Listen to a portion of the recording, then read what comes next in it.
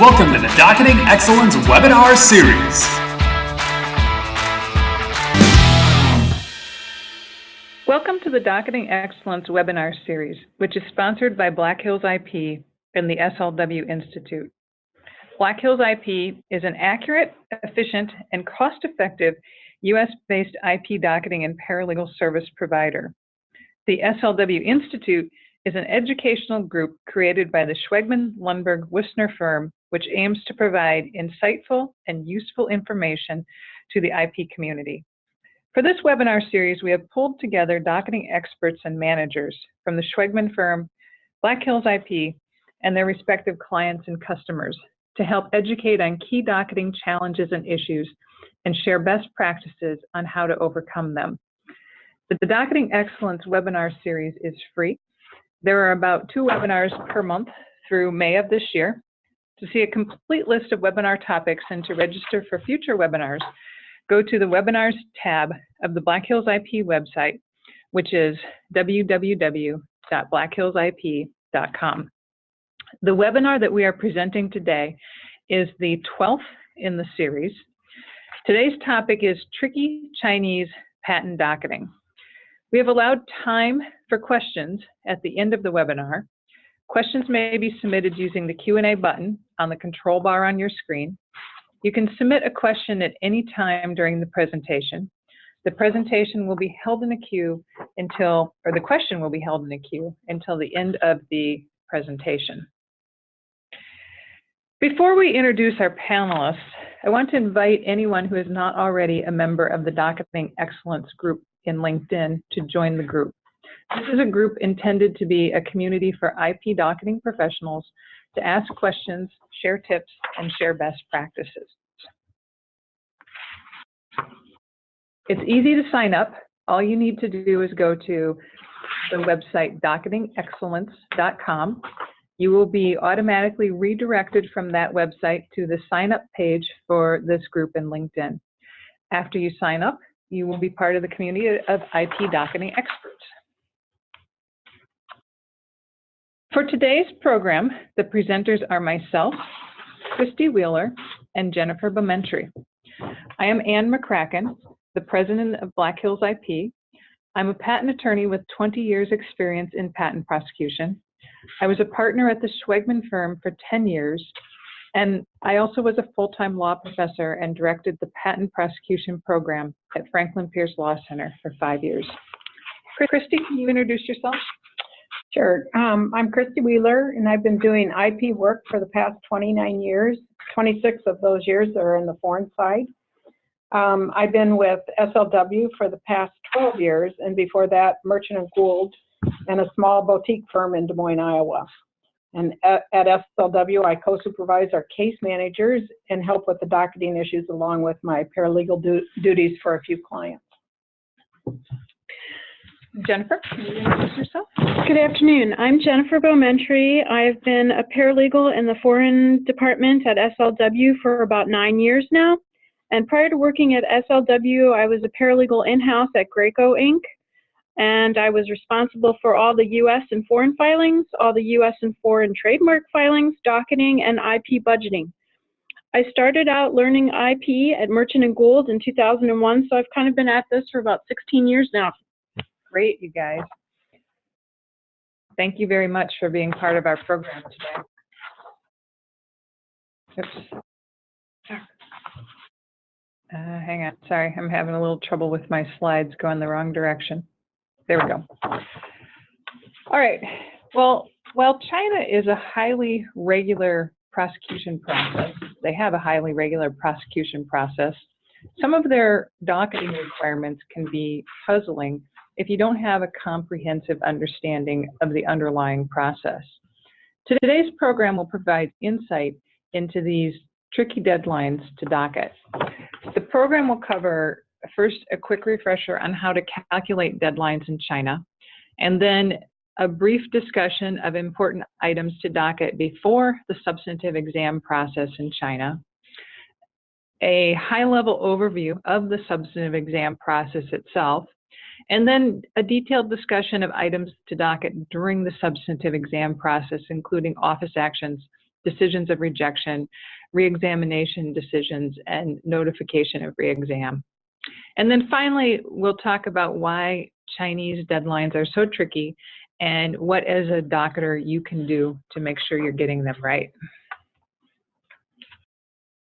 So first, I want to briefly review how you calculate deadlines in China. We had a webinar about a month ago where we focused on the EP calculation of deadlines and the China calculation of deadlines. And you'll remember, if you were on that webinar, that where a document is sent by mail from the patent office in China, the 16th day from the date of mailing is presumed to be the date on which the document is received. Now, that language, the 16th day, comes from the Chinese regulations itself. What most people refer to this as, though, is the 15-day period. And that's because the first day of the time limit of that 16-day period is not counted in the calculation. And so if you want to think of it as a 15-day rule, it's fine to think of it that way. And basically the way this works is you add 15 days to the mailing date of the action to determine when the document is presumably received, which is the term they use in China. So in this example, if the office action was mailed on the 4th of July, 2017, the date on which that office action is presumably received is the 19th of July, which is 15 days after the 4th of July. So you just simply add 15 days to July 4th to calculate the date of receipt. Now, to calculate when the action itself is due, let's look at an example where you have an office action with a 2-month period for responding that's mailed on June 6th. In this case, to figure out when it's due, you add 15 days to that June 6th mailing date. That is June 21st. June 21st is the date that it's presumably received. Then the actual period for responding, in my example, is a 2-month period. So the 2 months is added to the June 21st date of receipt, and that tells you that your due date is August 21st. That's the actual deadline for responding in China. And Christy, can you comment a little bit, though, on some other things you need to take into consideration? Yes. In China, you have to pay attention to their holiday notifications. Like in January, they were off for the Chinese New Year for quite a while. However, they worked the Saturday before the holiday, or the Sunday before the holiday, and the Saturday after.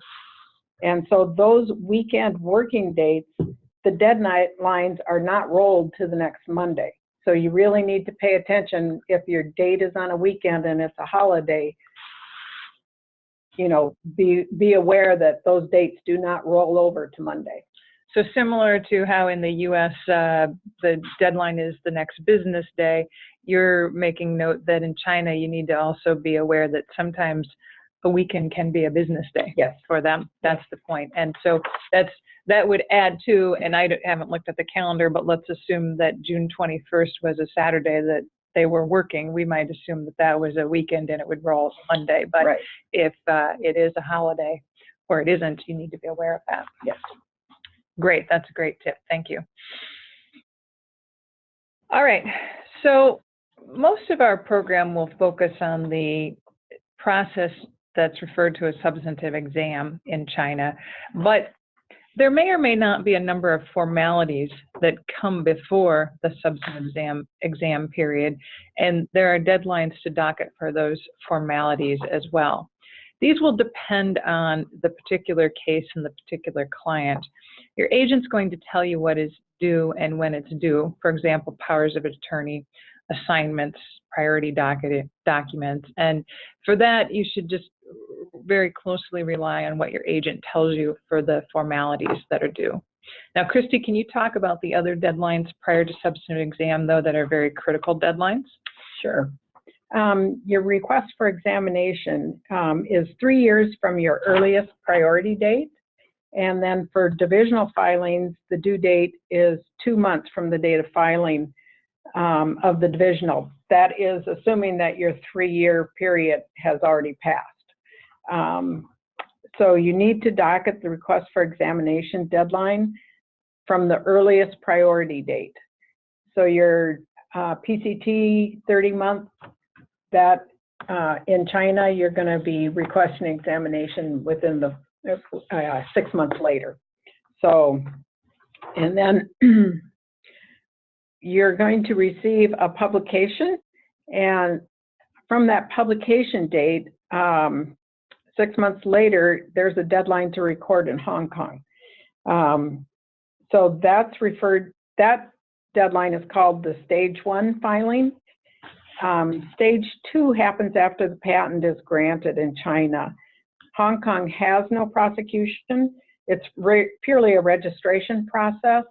So your stage 1, that you just need to tell your Chinese agent, we want to file in Hong Kong, and they will proceed to file in Hong Kong, but there's really not anything urgent.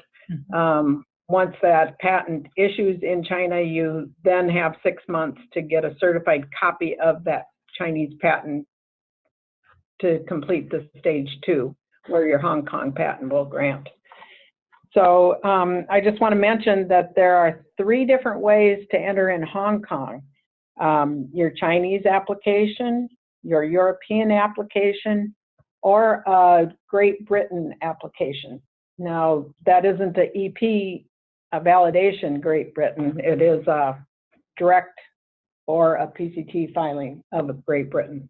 So you can have multiple pending applications in Hong Kong from the 3 different routes, but you must abandon one of the applications. Say China has granted and Europe is still out there, you might want to go with that Chinese application or granted patent. You might want to look at the claims and see, you know, how's your European case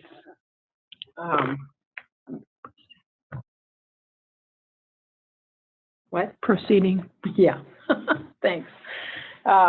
So, but you can't have 2 Hong Kong patents. You just need to figure out which patent is going to grant it first, or what your claims are like, and go with that, and then abandon the other. And one thing that you should kind of be aware of is that most of your agents will not follow up on Hong Kong deadlines. They'll report them out to you, but they're not going to ask you if you're going to file in Hong Kong. Oh, that's a good tip. So you won't be getting those reminders up until the final date. Right. So that's when you definitely, if you want it, need to track it. Right. So the third thing you also need to docket prior to substantive examination is you'll get a notice that you are entering into substantive examination. And the deadline for voluntary amendments are 3 months after the notice of entry. And you're going to look at your amendments, what your other case is doing, add claims if you can, or if you feel like a divisional might be in order, or maybe a divisional in the US has been filed. You might want to add those claims. China does not have rolling divisional applications. Okay. Yeah, serial. So, and again, there are no warnings from your agent that there's a voluntary amendment deadline. Are you going to do anything? Unless you've told the agent that one might be considered. So, but most agents don't mind on that. No. So, okay, the next item in the slides is a high-level flow chart of the substantive exam process in China. And I know this is kind of small. I'm going to walk through it. It starts at the top with that oval of receiving an office action. And I've tried very hard to use the actual terminology in that you will see on the documents that you're receiving from the Chinese Patent Office in this flow chart, so that we can see when these things come up, what they're called, and how they equate to things that we're more used to in the US. So the good news is the first thing you get is an office action, and it's called an office action. And that's the same as your non-final office action in the US. And we, I think we'll talk about it in a couple slides, but you may receive multiple office actions, and that's where, after filing the response in the second box, the line goes off to the left and then back up to receive office action, you can get more than one essentially non-final office action before you get to the third block in the diagram, which is receive a decision of rejection. This is really what we would think of as a non-final, or I'm sorry, as a final office action in the US. The decision of rejection is the equivalent of a final office action. At that point, you have to go into a process that's similar to the appeal process in the US, and you start that process by filing what's called a request for reexamination. That request for reexamination could be thought of as being kind of like a notice of appeal, or somehow triggering the appeal process in the US. The thing here that I think is a little tricky is the next few boxes on this diagram all refer to the term reexamination. And in the US practice, we think of reexamination as something that you do on a patent that has been granted. But in China, the term reexamination is used to for the process that's like an appeal process. So these blocks on this flowchart that refer to reexamination all relate to a process that's dealing with an application that's still pending. So you start off that appeal process with filing a request for reexamination. If you're lucky, the Patent Review Board will agree with you and determine that the examiner's rejection was wrong, and that's a little box off to the left on this chart, where you receive a reexamination decision revoking the final rejection. If the Patent Review Board revokes the examiner's final rejection, then this process, if you follow that line up, gets kicked back to the examiner, where the examiner has to either then issue a new office action, or the examiner may decide to allow the case, but it goes back to that top block. But assuming the Patent Review Board does not agree with you and sides with the examiner, then you will receive what's called a notification of reexam. And that's basically got the analysis of the Patent Review Board, which is a board of 3 senior examiners, and it does not include the original examiner on the case. So it's 3 independent examiners who haven't looked at this case that are now looking at the rejections and giving you their analysis. You have the opportunity to file amendments and arguments, and then at that point you will receive a decision of reexam that is maintaining the examiner's final rejection. You can think of that as being like the final decision on an appeal in the US process. And if you're dissatisfied with that, at that point, your remedy is to either file a divisional or go into the court system and take the appeal to the court, similar to the way you would appeal a board decision at the USPTO to the CAFC. So that's a very high-level view of the process. Now we're going to go into more detail and particularly focus on what needs to be docketed at the various steps in the substantive exam process. So Jennifer, can you start us off with a discussion of how to docket Chinese office actions? Well, you will receive an official action from the Chinese agent, and it is equivalent to a U.S. non-final office action. The first office action that you would receive would normally carry a response period of 4 months. Second and subsequent office actions usually have a 2-month response period of time, and the 15-day mailing period does apply. For extensions of time, there is a one-time request for an extension. The extension can be a 1-month or 2-month period. Okay. And right now, I actually have some cases where I've received 4 and 5 office actions, and I still haven't achieved allowance in that application. Oh. And there are, usually as you get further into the process of prosecution with the Chinese examiner, you will occasionally see a communication come through that talks about a telephonic communication where the examiner has called your Chinese agent and they will say, we think this needs to be changed, we think this may need to be changed, and then it would be possible for allowance. So you will occasionally, as you proceed into the prosecution of that application, it will not come through as an official office action, but it will say it's a telephonic communication with your Chinese agent. We, at SLW, we do docket those dates that the agent gives us, not as an office action, just as a response to the examiner's call, so that it's when not there's missed. been a telephonic interview. Okay. Yeah. And oftentimes the agent will not give you a specific date for a response. They will say, you do not have a specific deadline with which to respond, but we recommend that we file a response by X date. And that would be the date that you would want to docket for responding to that telephone call. Good.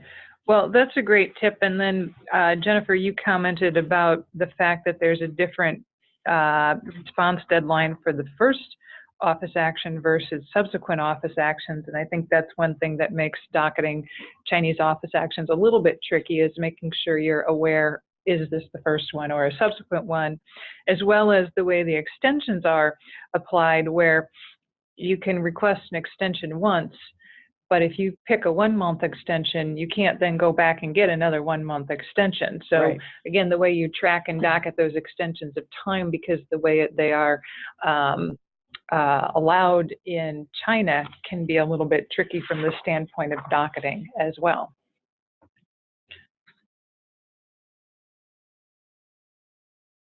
All right. Throughout the program, I've pulled some language from actual agent letters to see how this comes through, because another thing that makes docketing in China, or docketing Chinese cases, tricky is the way the agents present the information to us. And in particular, the Chinese agents are often inconsistent with the deadline that they put in their report out letters. So I'm going to show you several examples of this as we go through the program. And in particular, this example A and the next one, example B, show that the agents are inconsistent regarding whether they give you the actual deadline or some other deadline that's not the official deadline. So this slide has language that's a direct quote from a Chinese agent's report out letter on a first office action. And remember from the last slide, that is docketed with a 15-day mailing period and then a 4-month period for responding, and the deadline is extendable. But if you didn't know that and you only had this letter to go on, would it tell you what you need? In this case, the agent letter has the actual mailing date in the text, January 5th, so that's helpful. And it has the actual deadline for responding, May 20th. And that deadline is based on the actual mailing date, plus the 15-day mailing period, plus the 4 months on top of that. That gives you May 20th as the actual deadline. And I have that calculation on my bottom bullet following the text. So the calculation on the bottom bullet is my calculation. The first bullet is the quote from the agent's letter. And the agent letter gives us, in this case, what we need to know to docket this action. So this one is particularly helpful. The next example that I have is language from another agent letter, different agent in this case, but still the same type of action. It's a first action, and this one was mailed on November 4th, 2014.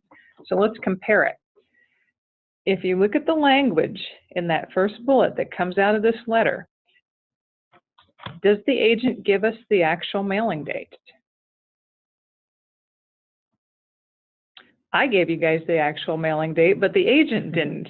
I had to look at the translated version of the office action to find the mailing date, and that mailing date was November 4th, 2014. But the agent letter did not include it. It just says, please be advised that SIPO has issued a first office action, but they didn't tell us when it issued the office action. So if you're going to do the calculation yourself, this agent hasn't given us the mailing date to start that calculation. Then also note that this letter does not provide the actual deadline for responding, which is May 19th. And that calculation is in my bottom bullet.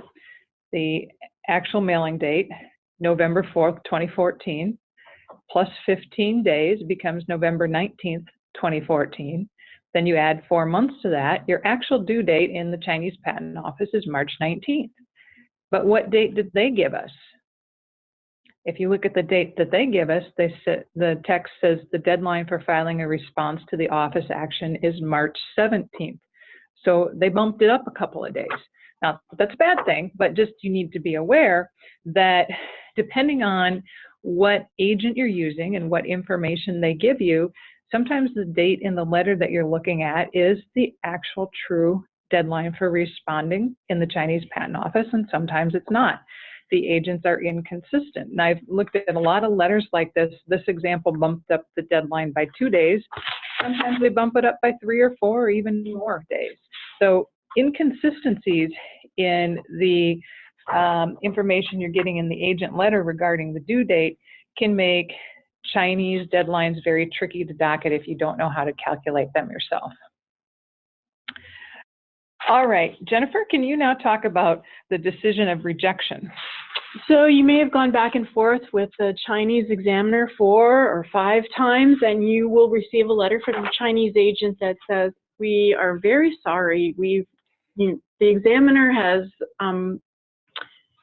finally rejected this application. You receive a decision of rejection, and it's equivalent to a U.S. final office action. And it would typically follow a response to an office action. So how do we docket this? We have a docketed deadline to file the response or the request for reexamination, and this is due 3 months from the decision of rejection. It does include a 15-day mailing period, and the deadline to file the request for reexamination is not extendable. You will not want to miss the deadline. Yeah, that's a serious one. Now, let's take a look at some agent language related to this deadline. I have 2 examples again. The first one, example C, is from an agent letter regarding a decision of rejection mailed March 11th, 2014. And again, remember what Jennifer just told us. The period for responding is 3 months. The 15-day mailing period applies, and the deadline is not extendable. So in this case, the agent letter gives us the actual mailing date, because they say the decision issued on March 11th, 2014. That's the actual mailing date. And they also give us the actual deadline for responding, which is June 26th, 2014. And they also tell us that the deadline is not extendable. So this is all good, but notice that this language from this agent's letter doesn't tell you that they've already included the 15-day mailing period in the calculation. You know it because I explained it to you, and you know now how to calculate this deadline. But if you were just relying on this letter, you wouldn't know if they'd added that 15-day period in or not. It's a common practice in many organizations to docket the date that the agent gives you as the due date. However, what would happen if the attorney relying on the deadline doesn't know that the date already includes the 15-day mailing period, and they incorrectly assume that they have 15 more days beyond the date that's on their docket? We all agree that would not be good.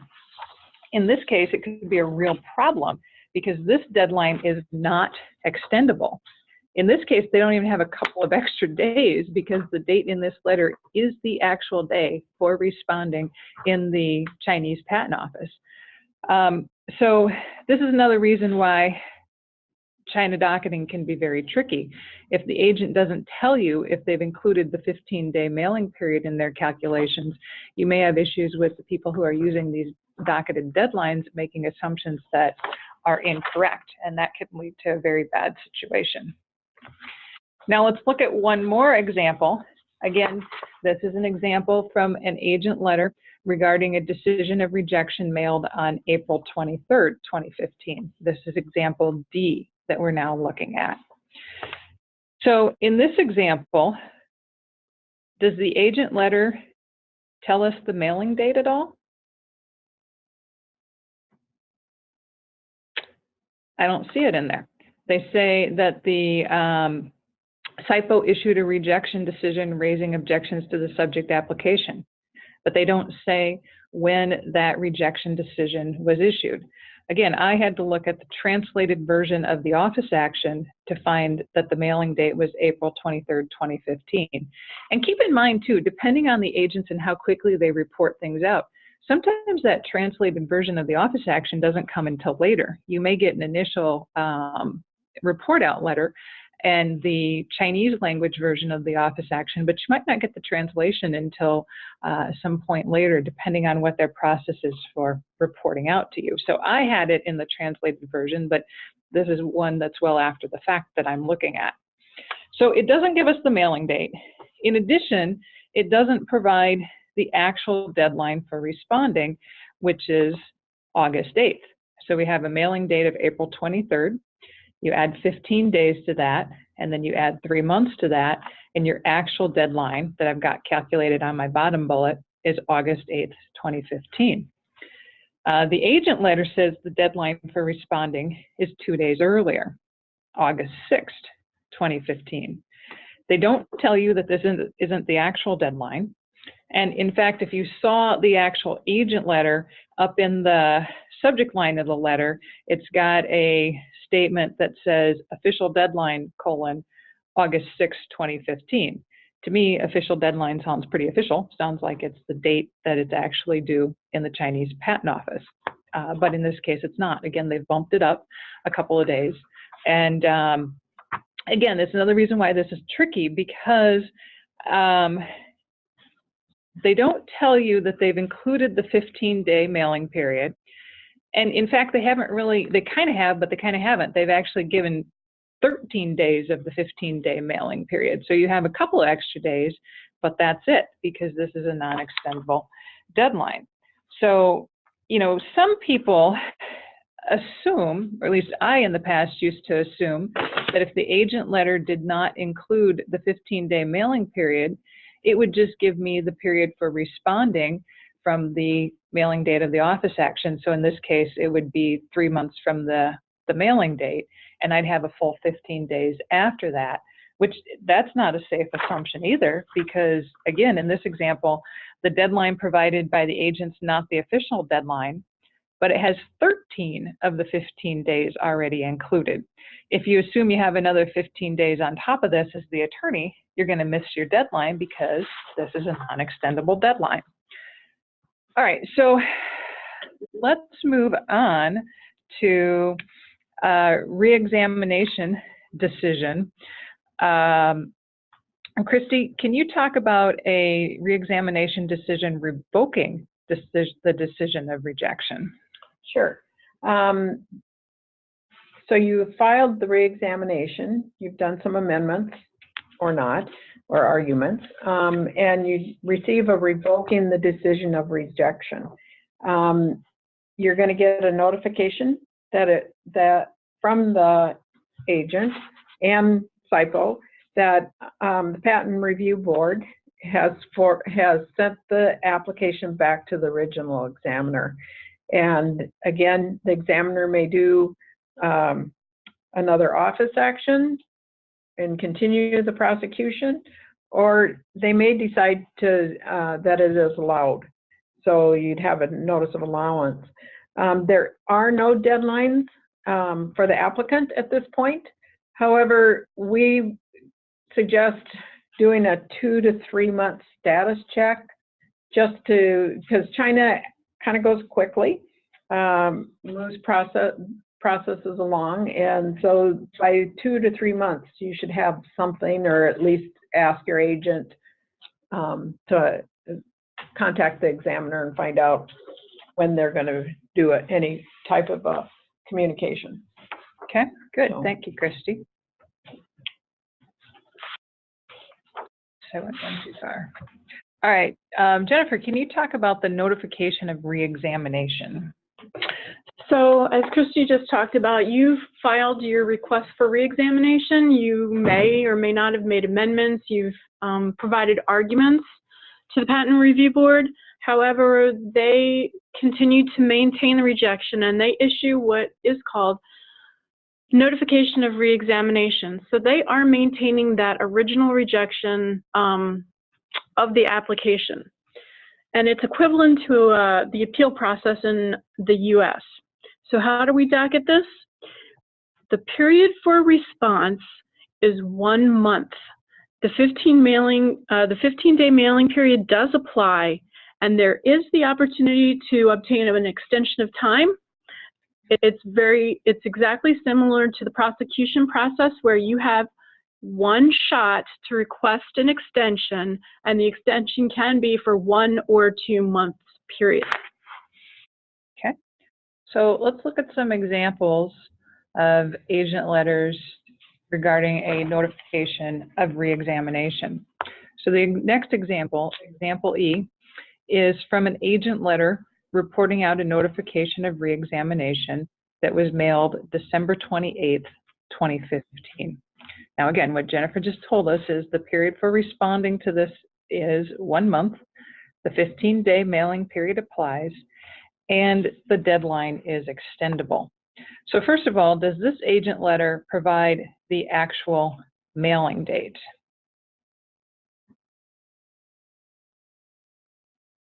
I'd say it does.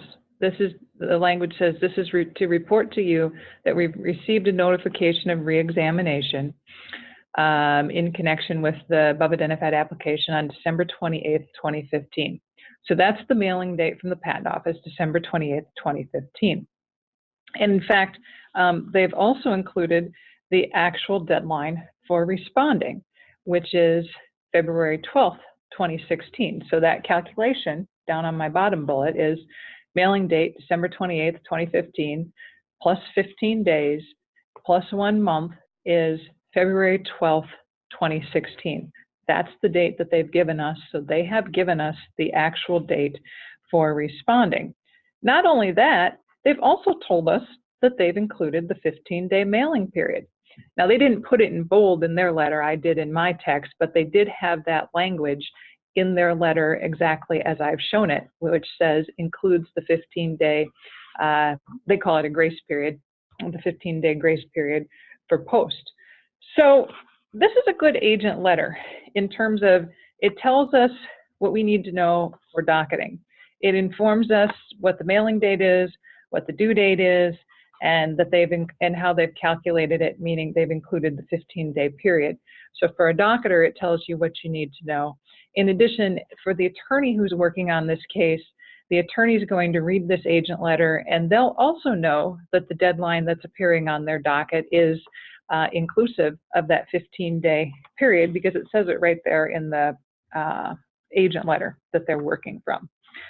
So the attorney is not going to make any incorrect assumptions about potentially having additional time in this case. So that's a good letter. Let's take a look at one more. This is example F. It's another agent letter regarding the notification of reexamination. Now, this is another letter where the agent doesn't give us the mailing date at all. Again, I found it from the translated version of the office action, and that mailing date is February 3rd, 2016. But looking at the text of their letter, they don't tell us that. They just say they've received a notification from the Patent Review Board, and that's all they say. They don't tell us when. They also tell us that the deadline for responding is March 16th. Now, the interesting thing here is they say that this includes the 15-day grace period for postal delivery. So they're suggesting to us that they've included the 15-day mailing period in this. But again, it's another example of why China docketing is so tricky, because if you look at this calculation, that March 16th date is not the actual date. They bumped it up a couple days. The actual day is your mailing date, February 3rd, plus 15 days, which would be February 18th, and then you add 1 month, which means your actual deadline is March 18th. but they've indicated that March 16th is the deadline for responding, and that deadline includes the 15-day grace period. But in fact, it's a little bit earlier, but we only know that because now we know how to docket the Chinese deadlines. But if you didn't know that, you would not know that that was a couple days earlier. Okay, Christy, can you talk about the decision of reexamination where they maintain the decision of rejection? Yes. The Chinese decision of reexamination, maintaining the decision of rejection, typically follows the arguments and amendments that we filed with the reexamination communication. And the things that you have to docket is the deadline to file a divisional and file an appeal in the Intellectual Property Court of Beijing. Now, that appeal is a lawsuit. And so I just want to make sure that everybody understands that appeal in China means lawsuit. So don't get them confused with U.S. prosecution or some other countries. The due date is 3 months from the date of receipt of the notification. And again, the 15-day mailing period applies. These extensions are not, or these dates are not extendable. The warning on these deadlines is the chance of a success in an administrative suit are slim, and that unless there is a clear procedure error in the decision. And it's also very expensive. I've been checking, we normally get a cost estimate for our clients, and they're between $15,000 and $30,000. Wow. And statistics say that overall, only 5% is a success rate. So an example of the lawsuit, the divisional and appeal have the same deadline. We recently received a notice on one of my cases, and it showed 2 different deadlines. And now they had the 3-month deadline for the lawsuit or the appeal, and then they had 15 days later was the divisional. So they wanted to get our instructions on the lawsuit prior to their needing the information about the divisional. There are documents that you have to file with the appeal or the lawsuit, and that's getting things to ID of the client, power of attorney, and there's one more thing. But they can file with scanned copies with a follow-up within 2 weeks of the original. So anyway, there again, the agents are kind of playing with the deadlines. Just to point out, this decision that Christy was just talking about, this comes after you filed the response to the one that I discussed where you only have a 1-month period of time to respond. So this would be the actual final rejection that you receive after that. Yep. Yeah, it's basically the equivalent to the final decision on an appeal if you were in an appeal in the USPTO. It's the final decision of that patent review board. And, you know, at that point, your options are take it to the court or file a divisional. Right, Christy? You can do one. You can do both. One. Oh, you can do both. You can do both. You can file a divisional in case you're not successful at the appeal. Well, that's a good tip too. Yeah. Okay. All right. I haven't had a client that has wanted to do this. Nobody's taken it on a full appeal yet? No. And I've only been doing this for 20-some years. In 20-some years, and a lot of foreign practice and a lot of Chinese practice, you haven't done one of these yet. No. So I guess that tells you how common they are and what the likelihood of success is. Yeah. I also see clients not wanting to file a divisional either. I have had some divisionals. So. All right, I now have a quick poll. I'd like everybody to answer the 2 questions in front of you because I want to see how well you guys are doing. Remember, I used to be a law professor, so I can't resist the opportunity when I have a chance to do a little teaching. So the first question is, what is the first office action in China called? The second question is, what is the final office action in China called? If you can just make your selections on that, and in a couple of slides we'll give the results, and hopefully everybody has been listening and has learned a lot from Christy and Jennifer as they've been going through the different aspects of the Chinese substantive exam process.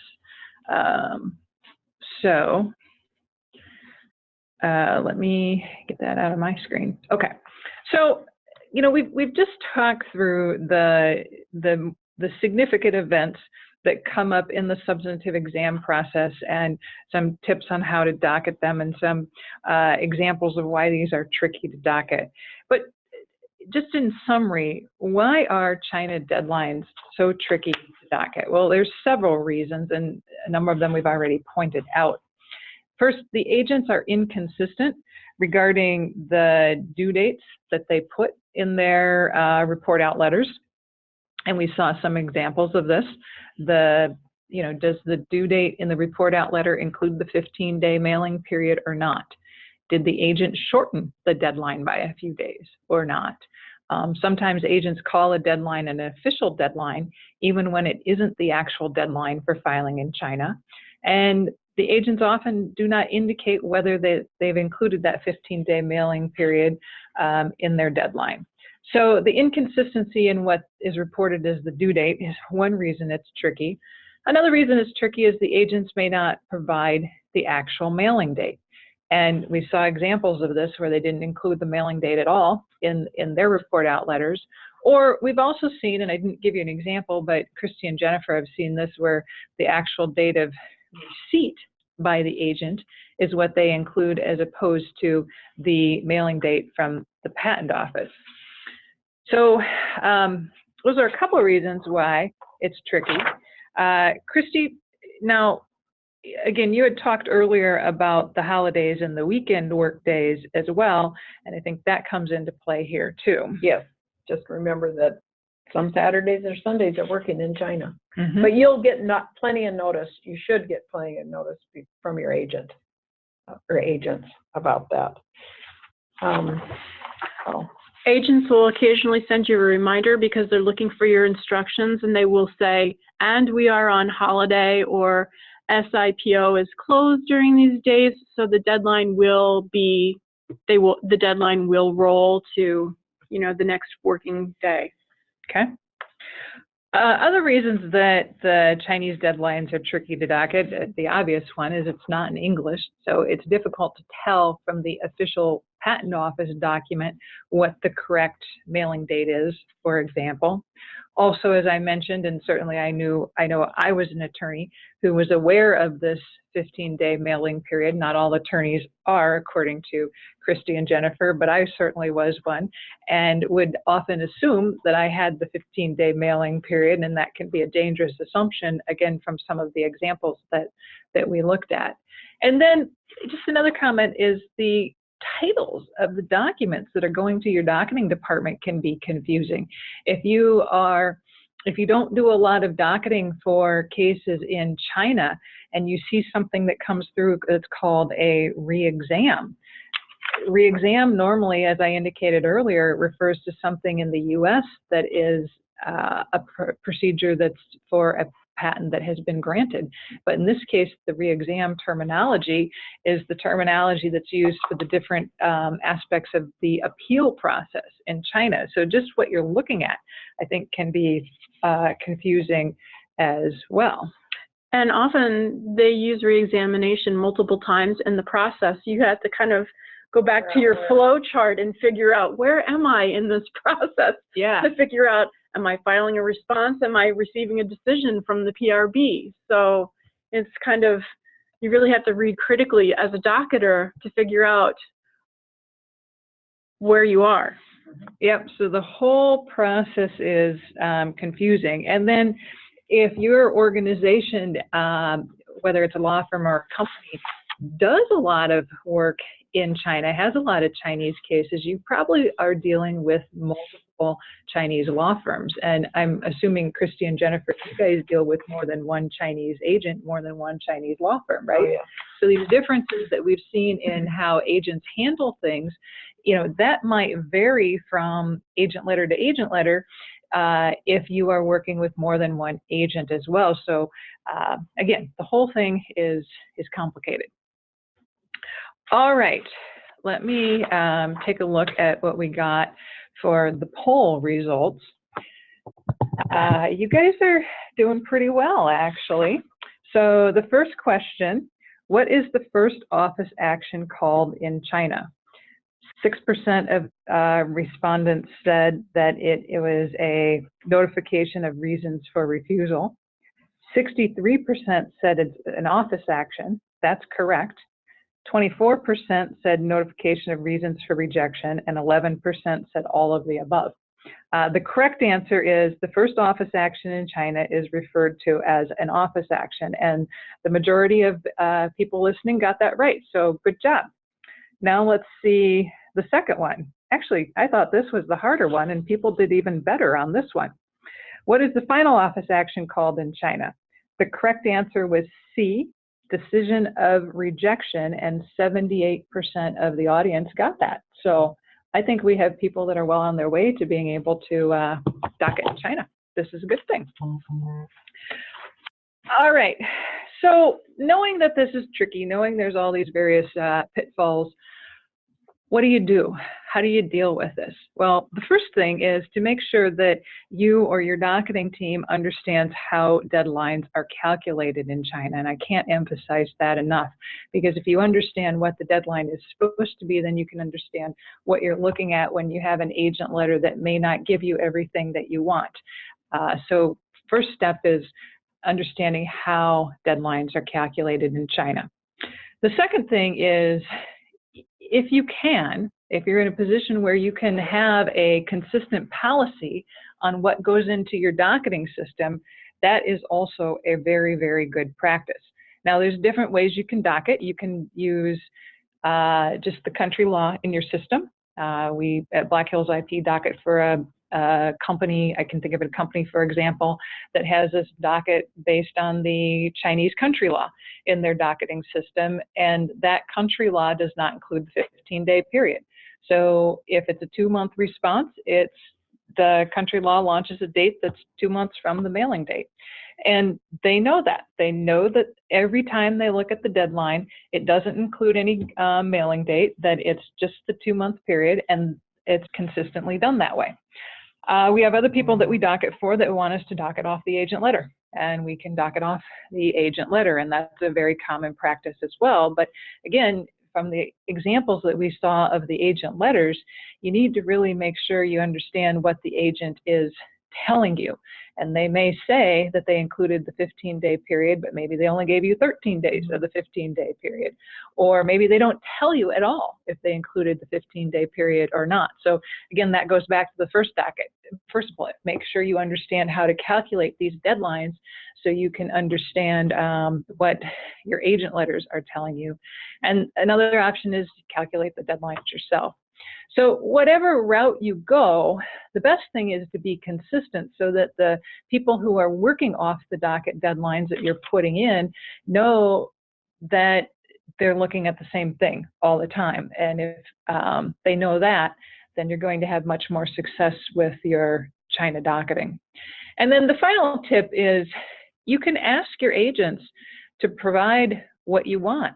So we had that good example of that letter where they gave us the actual mailing date from the Chinese Patent Office. They gave us the actual deadline, and they specified that they had included the 15-day mailing period in that. And then we also had some letters where they were clear about whether extensions were available or not.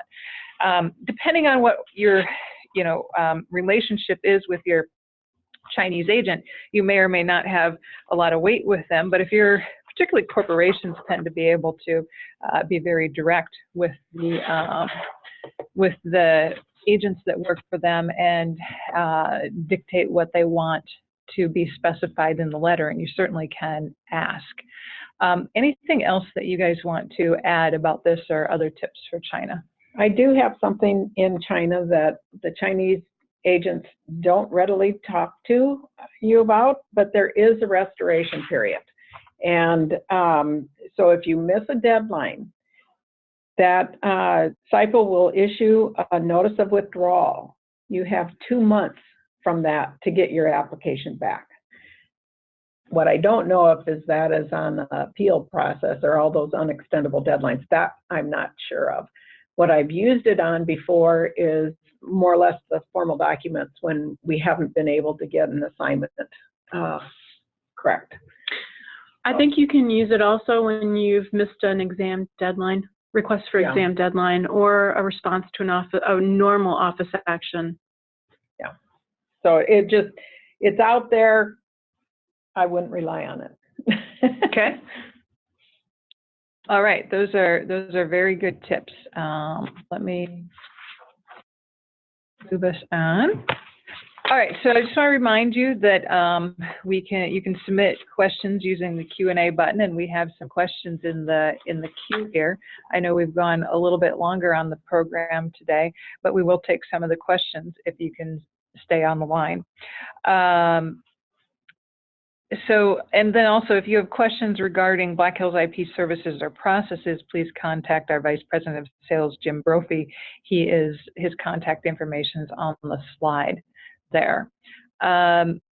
We have one person who's asked for the website for where the slides will be available, and not immediately after the program, but soon after the program, we'll have the audio recording and our slides available under the webinars tab at www.blackhillsip.com. Next question is, if I correspond with a foreign agent regarding the mailing rule, would they likely identify it as the 15-day or the 16-day rule? And I would say they will likely identify it as the 15-day rule. In practice, that's what I see in the correspondence. But when you look at the actual text of the rule, if you went out and look at the Chinese regulations, it talks about 16 days, but the first day not being calculated or included in the calculation. But in practice, the terminology most people use and what the agents refer to, and we saw some examples of it, is the 15-day rule. So I would use the 15-day rule in your correspondence with your agents, Tara. Okay.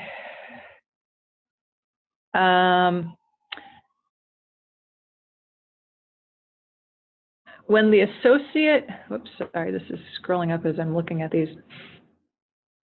When the associate gives a date that is just a couple days different than the actual deadline that you are calculating, and it's in the future, how would you know if there were holidays included and the date is, or if the date the associate is giving you is indeed the deadline for response? I would say check your Chinese holiday. Check your Chinese holiday calendar. Yeah, you can get it online. And now SIPO has a really great, they've gotten a lot better in terms of what they put on their website that's in English, and there is an English version of the SIPO website. So that's really helpful. That's number one. Number two, the agents usually advise you ahead of holidays when the holiday period is. So you would probably go back and look for a fax or an email from the associates giving you a heads up that there are holidays coming due. And then for the third part of that is you don't know 100% that the deadline the agent is giving you is the actual deadline. But we at SLW, we docket based on what the agent tells us. So if they tell us a deadline and it happens to be not a correct deadline, it's an issue for the agent to address. Okay, so I'm going to jump to this question. So in your examples from the Chinese associates that reports the deadline is 2 to 3 days earlier than the true deadline, do you recommend docketing their date or the true date? What do you think the ideal consistent policy is? I guess my response to that is, do you docket your U.S. responses 2 to 3 days before the actual deadline at the USPTO? I don't docket. And I wasn't to you guys, it was more to our audience, and I'm more of a purist. I think the docket should, the ideal docket has the actual true deadline. for the item in the patent office that you're working with. Now, And I like it that the agent is giving them a little bit of time so that for the last minute people, so that they can work this thing. So I like having whatever the agent says. And we've taken the position at SLW that we docket what's in the agent letter. So if the agent puts a 2 or 3 day period of time that's before what we think is the deadline, we go with the earlier date that the agent has put in their letter. And that's I guess the safest date would be your 2, 3, 4 months from the notification from the disciple.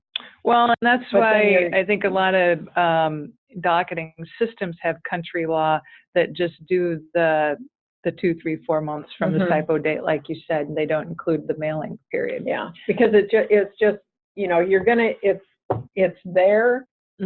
Hopefully you can get your instructions, and then the agent has 15 days. Okay. Now, similar to that, though, here's a great comment. How do you account for the time difference in China? If the due date is on the 10th and you have to submit to the foreign associate at least 1 day prior, obviously, because otherwise you miss the date because of the time differences.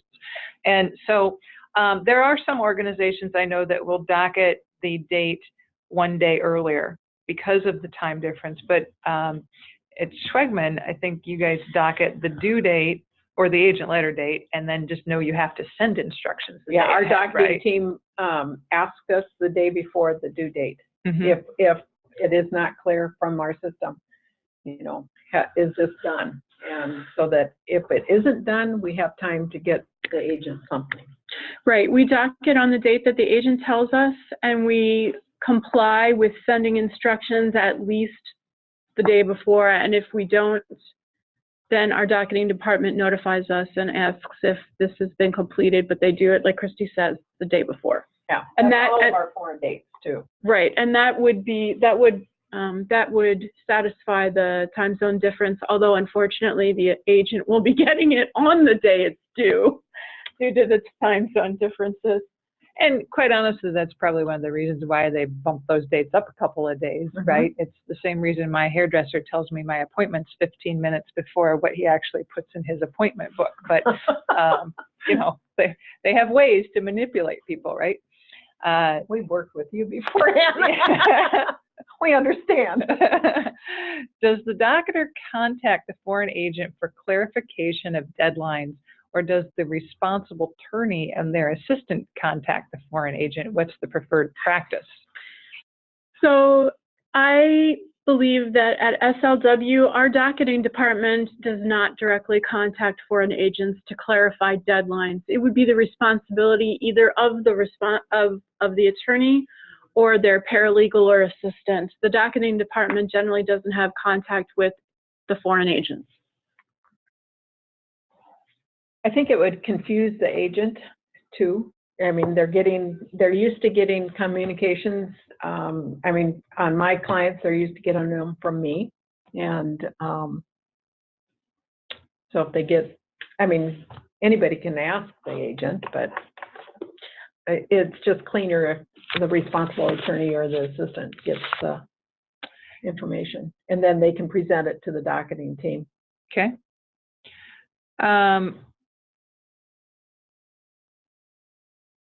Okay, just looking at some of the other questions we have here.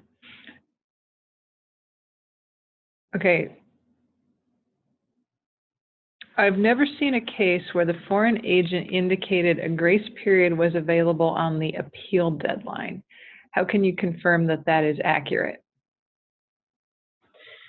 15 days? Yeah.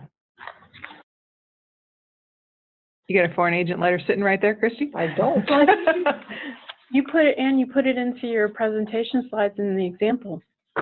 Not on. That was the one example I didn't pull text from, though. I looked at some of those, and we looked at some of them when we were prepping.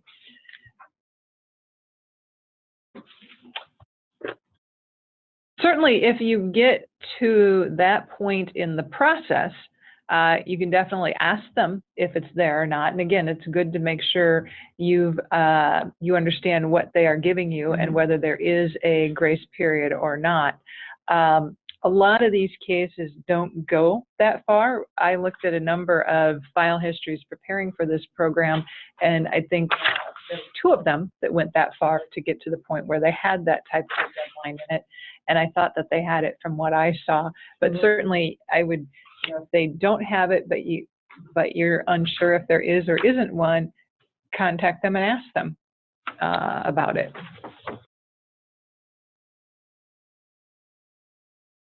I didn't bring my notes from when we were looking at these? Right. It had one of these, so I could tell, but I don't have it. Where on the Chinese language version of the office action do you see the mail date and the receive date? Well, the receive date would vary by some agents stamp it on there. Yeah. If they have that kind of a practice. Some agents will will have a stamp, and you will see a date received, and it'll have usually their firm name. They will usually put that in the, I think usually the lower right-hand corner. And then the actual mail date, if it's in, I think that's in the upper right-hand corner, but you really can't read it because it's in Chinese characters. Right. Right. Unless you have a translation, which is why it's harder, because other things are up on that right-hand side as well. Right. And there are other dates in the Chinese office action too. And again, unless you can read Chinese, it's hard to know that you're looking at the actual correct dates.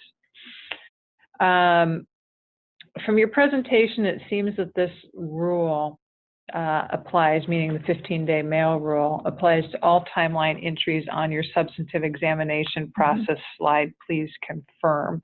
And certainly on the slides where we broke it out and said the response period is this many days and the 15-day mail period applies, we looked at examples to confirm that. Now, there may be ones where there may be other things in the process that don't, but certainly these key dates that we looked at, the 15-day mail rule does apply.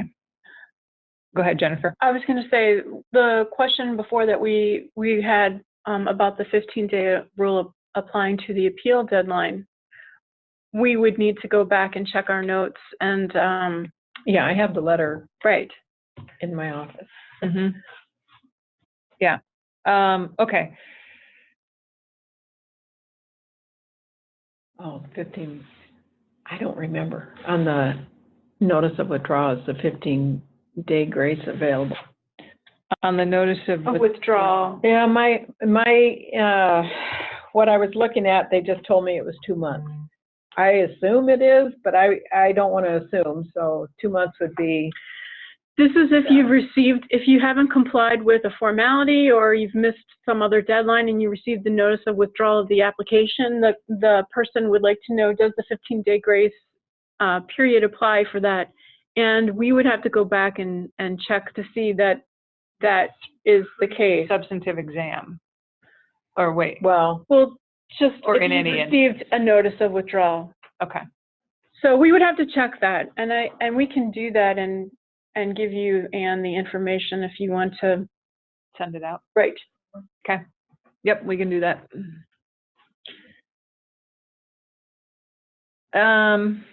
Okay, one more here. With regard to deadlines that allow the 15-day mailing rule, where the letter from the foreign associate gives a date less than the 15 full days, is it possible because they're accounting for their actual date of receipt of action? Would that be the actual deadline, or must the actual deadline include 15? So yeah, it is possible that they're using their actual date of receipt and then taking the response period 1 month, 2 months, 3 months, whatever it is, and calculating it, and that's the reason why these are tricky. My understanding from the rules, though, is that in the old days, they did actually look at the actual date of receipt and how long it took to get by mail to the Chinese agent. But now, to simplify things, they just say it's presumed that it's going to take 15 days to get to you. And your due date is calculated off of a presumed receipt date, which is the 15 day. So, and there's no way to know a lot of times what the actual receipt date is from the associate, because they don't tell us we received it on X date, or there may not be a date stamp for that firm receiving it. So it's really hard to tell when that agent has actually received that office action or the official communication. Yeah, it's extremely rare they tell us their receipt date. Sometimes they do, but it's extremely rare. Christy, can you quickly discuss China maintenance fees due after grant? That's another question, which is a little beyond the scope of this program, but go ahead. Right, but it is an important deadline that can be confusing. When you receive the notice of allowance, you're going to get a deadline to pay issue fees or registration fees or whatever your agent recalls them. And then they may or may not tell you annuities are due at the same time. Well, basically, it's the grant fees are your back annuities. And then, but if that period is, say, the application was filed today, March 15th, and February, or December 15th, you had last year you were supposed to pay your annuities or your grant fees. Your annuities are going to be due January or March 15th, 2017, whether or not you have received the patent. So it's important that when you get the notice of allowance that you also get a annuity date in there as well. I think a lot of people forget to look to see when their actual filing date was, and then say, oh, I'm going to have annuities coming due in a month or two, and I need to deal with those, even though I don't have the actual. A lot of times, if you're using an annuity vendor or an annuity service, they want that patent number. You may not have that patent number at the time that annuity has to be paid. So that's another consideration. So you may just tell your agent to pay all fees that are due, until they receive the patent, and continue to pay them, and specifically talk about annuities. But that is a good point. Sometimes those dates are missed. Okay. And then one last question. If you have to docket an IDS in the U.S. case, do you also calculate the deadline by using the 15-day rule? The answer to that would be no. The 15-day rule only applies to deadlines that are for items due in the Chinese Patent Office, but it wouldn't apply in the U.S. Patent Office. And in fact, Rule 97 for filing of IDS statements talks about information contained in information that was first cited in any communication from a foreign patent office. So because of the consequences of failing to cite something or not citing something within the right window in the U.S., I always treat that first cited language as meaning the mail date of the office action. Because otherwise, if you add 15 days to that, you might miss your window for getting your art cited in the U.S. So the answer to that would be no. All right, that's what we have for questions. Thank you, everybody, for staying on. And this was a good set of questions and a good program. I just want to remind everybody that our next webinar is on March 29th at 1 p.m. And the topic is Understanding Docketing for the Appeal Process in China, Korea, and Japan. To register for this webinar, go to the Black Hills IP website, www.blackhillsip.com. Thank you, everyone, for participating today.